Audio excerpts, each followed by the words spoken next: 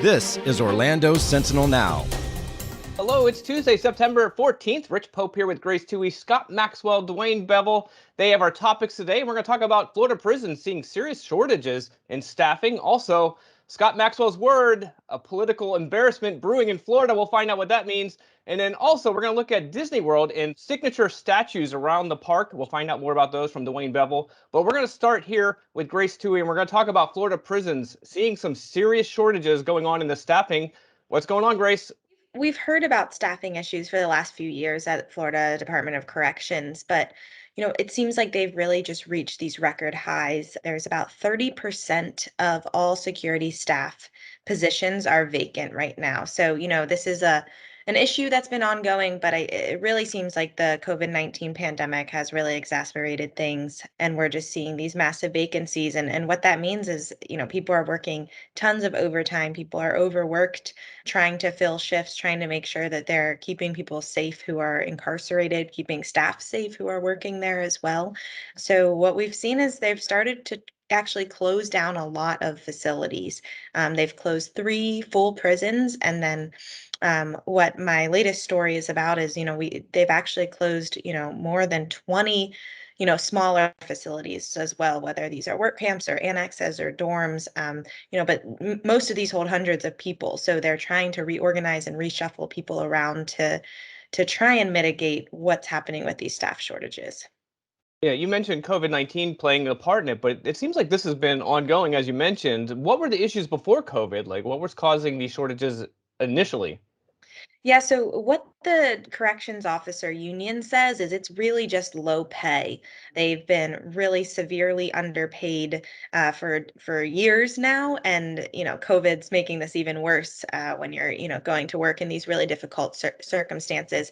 But a lot of people can leave and get paid more to be a law enforcement officer elsewhere, even at a local county jail, perhaps. If they came to the Orange County jail, they could make a higher starting salary than working at a state prison. And a lot of people say, it's a dangerous job already, and then you're getting really underpaid. It's a difficult job. You're working long hours. You have to work, nights and weekends, things like that. So, I was talking to one correctional officer and saying, you can get paid pretty close to what you're being paid as a correctional officer and work at Walmart or work at a fast food place and not have to deal with these really difficult issues that the prisons are facing. Yeah, and I imagine just these strains are causing it to be even more dangerous. I would assume these officers are concerned for their safety. Yeah, prisons have been one of the most dangerous places, right along with, long-term care facilities like nursing homes because of their congregate living settings, and prisons even more so because, they have 80 people to a dorm, an open bay dorm. So these are not, you can't really separate in any way. There's no social distancing. They have tried to do masking and stuff like that, but there's not a lot of open air, and a lot of these facilities and prisons are old. There's not good air filtration systems, things like that set up. So it's been tough. We've had lots of correctional officers die. We've had lots of people who are incarcerated die of COVID, and it's an ongoing issue, like you said. Yeah, as far as the closures going at these locations, are they anticipated to be temporary or are they full time? What's going on with those? Yeah, great question. So we're being told that they're all temporary. They're not laying anyone off because they have so many vacancies. They're just kind of shuffling staff around. But we've been given no date on when these prisons or prison facilities will open back up. So it's kind of indefinite at this point. And we're hearing unless there's a pay bump or unless the legislature really addresses this as soon as possible, the corrections officers union doesn't think there's going to be a change to this. So they're really calling for a quick remedy as soon as possible.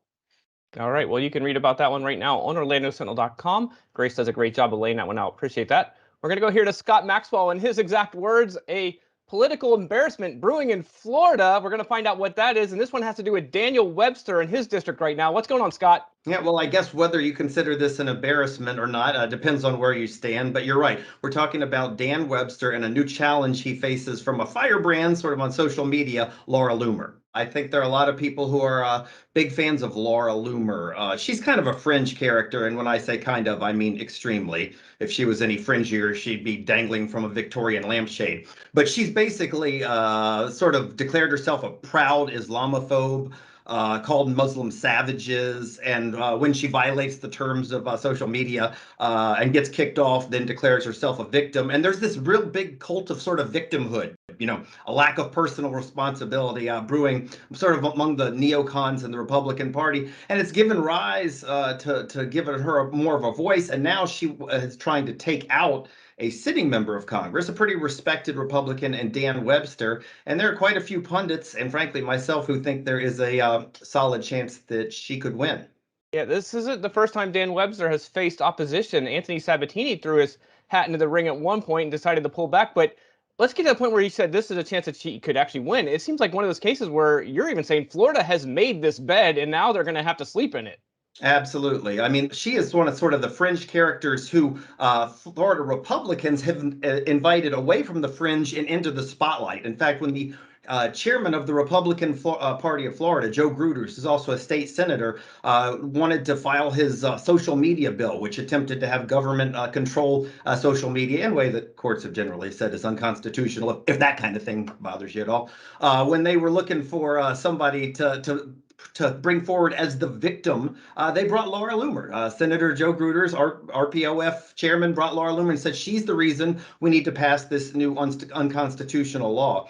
And I'd also argue that Dan Webster, who has traditionally been a pretty serious and sober statesman, very rock solid conservative to the extent that he really troubles a lot of liberals, but he started dabbling in sort of the fringe thing. He signed on to the Texas lawsuit to overthrow the election results. I think that kind of thing sort of emboldens this group and sort of the fringe. It helps legitimize them a bit. And now there are pundits, Aubrey Jewett from UCF to Rick Wilson, longtime GOP strategist at the Lincoln Project, who say they give Laura Loomer solid chances in this new climate that produces the likes of Marjorie Taylor Greene and Matt Gaetz.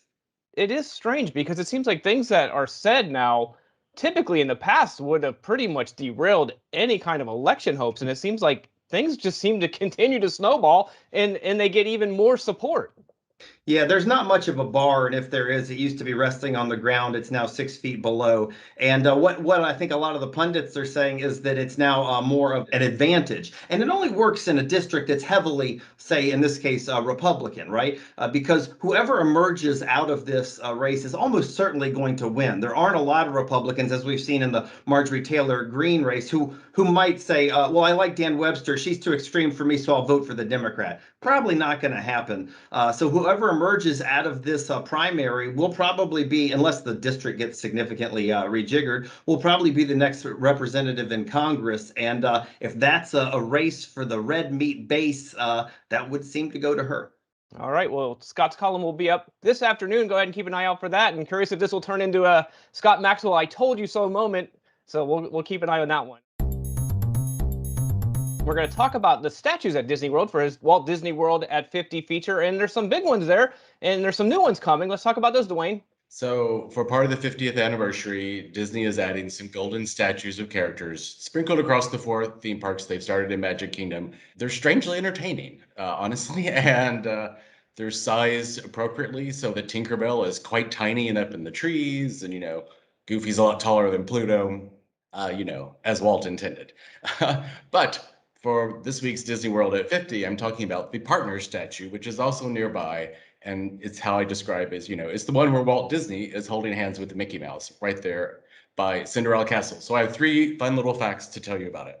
I always think this statue has been there for good, but that's not exactly the case. It's not new, but it was a newer addition to the park.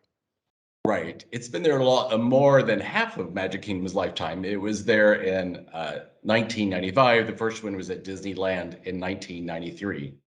They were created by Blaine Gibson, who was a man who knew Walt. He was an animator early on, like on Fantasia, but he really wanted to be a sculptor, and he studied it, and Walt put him not in charge, he put him on the Disneyland project. So when the theme park opened, he gave us the looks of things like Pirates of the Caribbean and Haunted Mansion, and It's a Small World. He was a sculptor on that.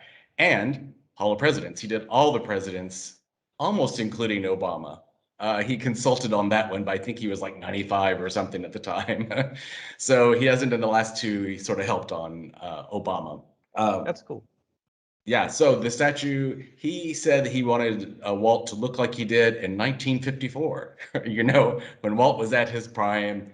He's a statue, so he's 6'5", when really he was 5'10". But I don't think you look at that statue and think, it's a mannequin, it's a replica. You sort of get the idea of it. That's pretty cool. And you mentioned some of those details that he put in there. Like there's things to look for even on, say, his necktie. Right. So this is something I did not know until I started, and I need to go back and stare at this very more carefully. And it probably is going to involve squinting. But on Walt's tie, there's a symbol like up around, the button, and it looks a little bit like an Asian symbol, which would be unusual, for the time. Or anyway, I found out it's sort of a monogrammed. It's sort of like if you branded a cow, sort of a symbol like that. It's an interlocked S, T, and R, which stands for Smoke Tree Ranch, where he had land. He had 2 different houses there. He sold the first house in order to finance Disneyland. So there's a lot of history there. He had a tie that has TR on it. And I guess that's how Blaine remembered him from 1954. That's pretty cool. There's another statue that many are familiar with that Blaine Gibson also did, and you probably have sat next to it as well. So there's a statue of Walt's brother, Roy O. Disney, sitting on a park bench next to Minnie Mouse. And it's called Sharing the Magic. It's near the flagpole usually. I know right now it's kind of over to the side because it's a picture spot for pumpkins and Christmas and all that. So he's easy to find. He's over there by City Hall. And yeah, you can actually sit amid that one and be, part of the copper magic. That's awesome. Well, you can read Dwayne's feature right now on OrlandoSentinel.com. That's a good look. And also look into past features. Those are all fun reads. Walt Disney World at 50. But for today, we're going to go ahead and push pause and call it quits. Appreciate you being with us. We'll be back tomorrow at noon. Of course, I want to point out, if you like what we do, go ahead and subscribe to OrlandoSentinel.com. Go to OrlandoSentinel.com/subscribe. We always appreciate the support there. But we're going to go ahead and say goodbye till tomorrow. Until next time, I'm Rich, Dwayne, Scott, and Grace. Everyone have a great day. We'll see you soon. Watch Orlando Sentinel Now live every weekday at noon on our Facebook page and on OrlandoSentinel.com.